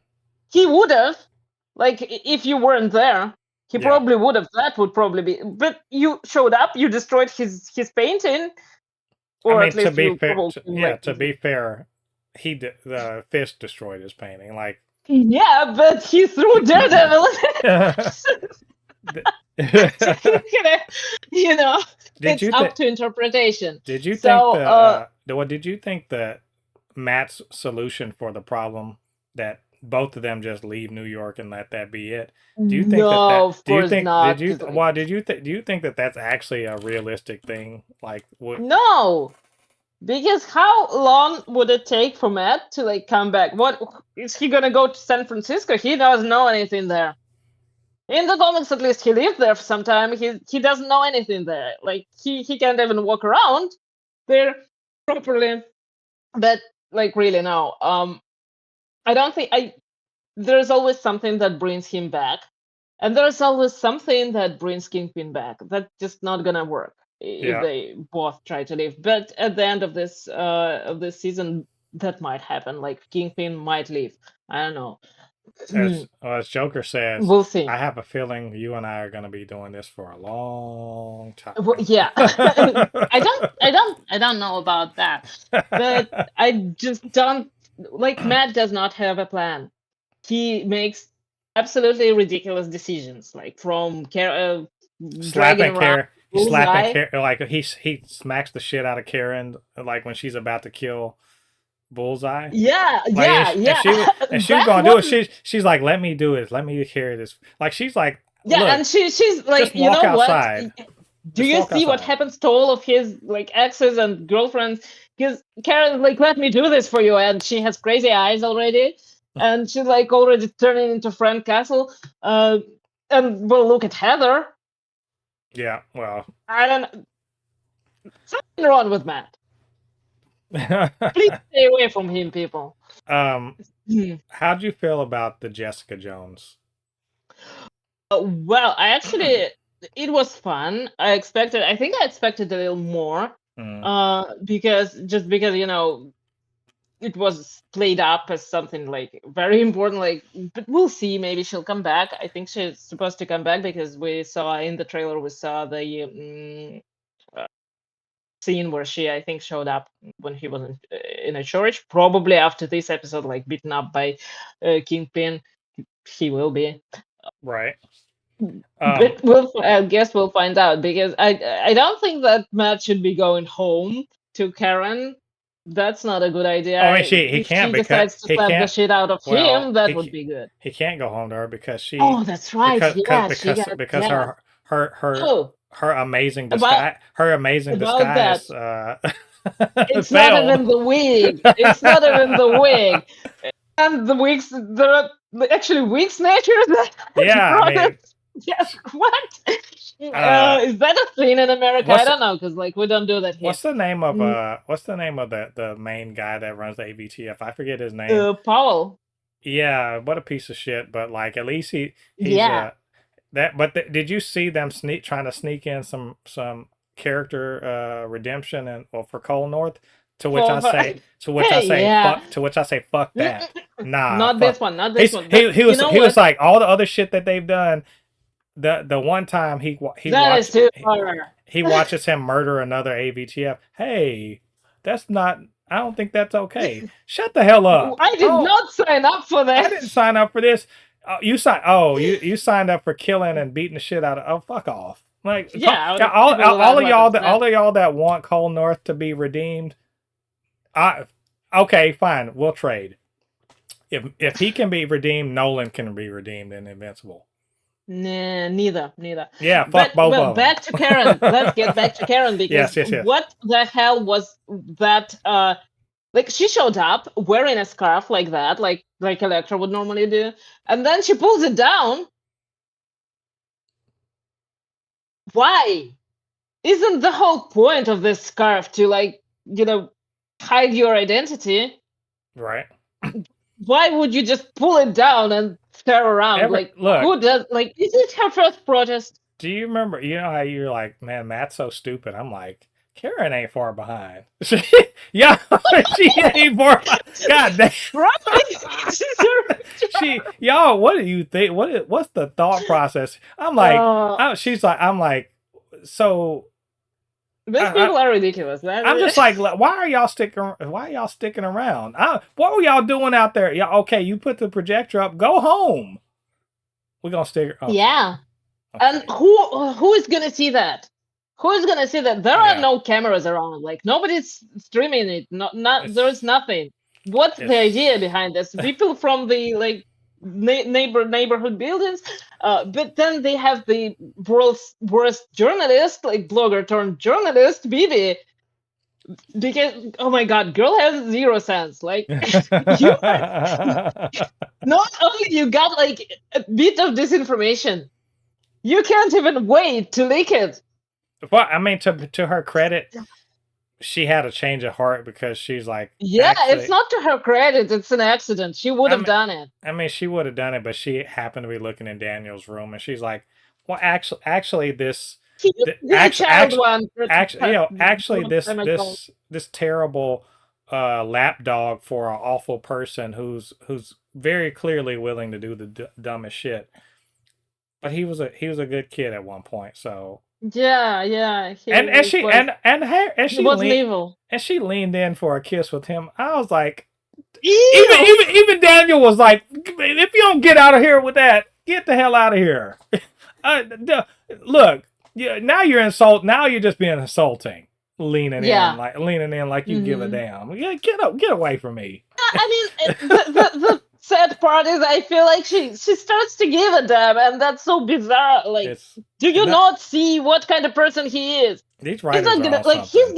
He's probably gonna change, but uh, We can. it's still like, I can't wait for him to be yeah. like. I can't wait for him to be like, oh, look, I was wrong about Fisk.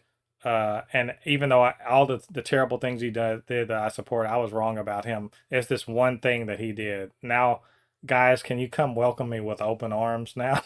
He's doing the MAGA apology. Get the fuck out of here. No one, no. Um, Well, he's not doing that yet, but like BB is just. You know what? This is why I have a problem with bloggers pretending to be journalists. Like when it comes to politics, God, Ugh. formal education is important in this case because It's- like you're taught ethics, you're taught like how to be sneaky. Actually, uh, there are tricks that you can learn from professional journalists that would free you of these situations. yeah. But not Bibi, no, no. She didn't even like. It's like she never even picked up a book written by a journalist or something like that. She just went ahead and decided to do this because, like, her Her uncle. Yeah. Ben Urich, yeah, was a journalist. Like, he didn't do that shit. He wasn't like that. Could you at Yeah. least like? I know he's dead, but like, talk to someone who worked with him. How did they do things? Like, Yeah. I don't know. Get an internship for crying out loud. It's This yeah. is just sad. Like what she does with like her reporting is good, but her methods no. Yeah. I mean, it's I like her character. Just I was just like, come on, don't Yeah, like but this is too that's the story. obvious. That's the thing with There all the wasn't. characters. I do Yeah. really like them. They're just ridiculously dumb at some point. I just want to be like nothing about that. Like that leak that you want to do. Why? Like It's not even important. it's not even good news. Oh, he's not going to run for re-election. Oh, happy day. But like, what the fuck did that have to do with the price of tea in China? Like, I don't. Okay, whatever. That has zero immediate effect on anything. We trying to get people out of internment camps. Him not running for re-election. That's like he just got elected. Like, what has it been like? Is this first year in office? Okay. Um, yeah. So I think I'm gonna be in the minority. I thought the episode was fine.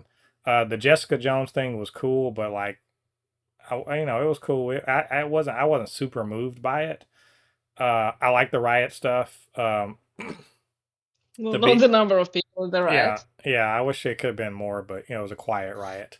Uh, People were busy. It was a there, short notice. there was, yeah, they did again. No bounce castle. No wonder nobody came. Yeah, yeah, yeah. There was the bit with I do I'm on Karen's side. Like just look, I'm you're right. She might be Lady Punisher because like she ain't gonna be Lady Daredevil. That's for damn sure. No, Uh, that no. You know what? Big difference is like that are they gonna break between up? between. Huh? Can they break Well, up, I hope please? so. I hope so so much because like we don't need to kill her if they just break. Yeah, just she needs to have some sense and be like, that first time didn't stick. It should have. Like you moved all the way to San Francisco, take your ass back over there. Like get out of Yeah, here. yeah. So yeah, I don't know. Like I said, Oh my God, Matt trying to leave town. Was he trying to actually go with her? I don't Oh know. God, His that's never gonna work. I mean, we could try it. We could. That's the thing. Why not try it? But like, because that's the thing is, here the Fisk is supposed to be a stand-in for Trump, but he's not a good one because once Fisk leaves, all of the infrastructure around his bullshit would crumble. Like the AVTF would lose its mandate because it's not set in the Well, a lot of bylaws. backgrounds for office. No, Buck is gonna die before the end of this season, in my opinion. I think. Come on, I not think. before Heather turns into the I muse. mean, I hope Muse is the one that kills him, but if not Muse, he's gonna get taken out by the CIA. He's the he's a threat. They're gonna get him. Yeah, because CIA have been so Also, like actually, let me efficient so far. let me put my prediction hat on. I say Daniel will probably do it. I'll say Daniel probably does Okay, it.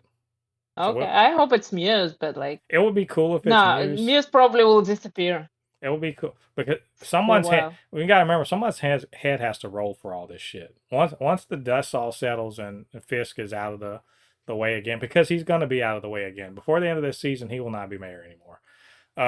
So once the dust all settles, someone's head has to roll. And who's it gonna be? I think probably everyone who's on his cabinet, definitely. But I think Daniel will be alive and Buck will be dead. We will see. We got a few more episodes to go, and we'll find out. um, I'm taking you like the episode more than I did, though. Yeah.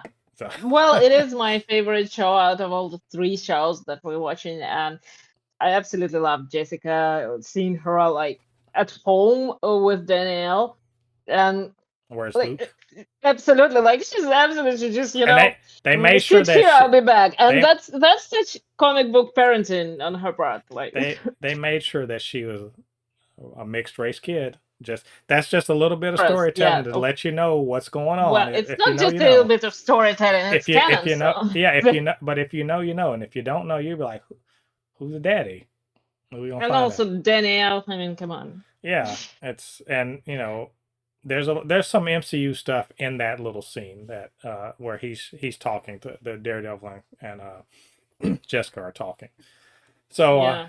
anyway, I think that's all of our thoughts on this episode, which means we're at the end of our news. We're at the end of this episode, but maybe we missed something. You agree with us, disagree with us, want to troll or give us some praise, whatever the case may be. You know what to do. Get down there to the comment section and leave your thoughts there. And of course, you can always hit us up, supernotfunnyshow@gmail.com, blurred_force1 on Instagram, Threads, and TikTok. And while you're doing that, do us a favor, get down there, hit like on this video, subscribe to the channel, hit that notification bell. All the good stuff helps to grow this channel, helps more people to see this podcast and all the other things we do on Blurred Force 1. And of course, couldn't do this by myself. I needed Polly to kind of bring me back from the brink when we're talking about Daredevil. I'm sorry, the Heather Glenn is I feel bad too because I shouldn't be hating on. I don't like hating on women characters, like I really don't. But my I mean, you God, can hate the character, but I don't know. It's just so entertaining. I'm trying to be more open minded about her. Thanks to Polly. So Polly, where can they reach you on social media? Well, I write my odes to Heather. He hate letters to Daredevil and Karen's relationship on co_mixed on Threads, on Tumblr, and on Instagram. Yep, you guys go show some love. Don't To do hate. Heather. Yeah, not to Heather. Let's even. I mean, Okay. show as much love to Heather as Matt Murdock did. So Well, he did show he her some love. he showed her a lot of love until he didn't. Until he said Karen. So And forgot to break up with her. No wonder she's Muse now. Like almost. Well, thanks you guys for joining us. This is episode 228 of the Supercast. Come back next week. We're going to talk about more Daredevil, more The Boys, and more comic book news. This should be a good time. So until then, I've been Mo, your comment extraordinaire on all things pop culture, joined by my good friend Polly. And we'll see you guys on the other side of the thread. Peace.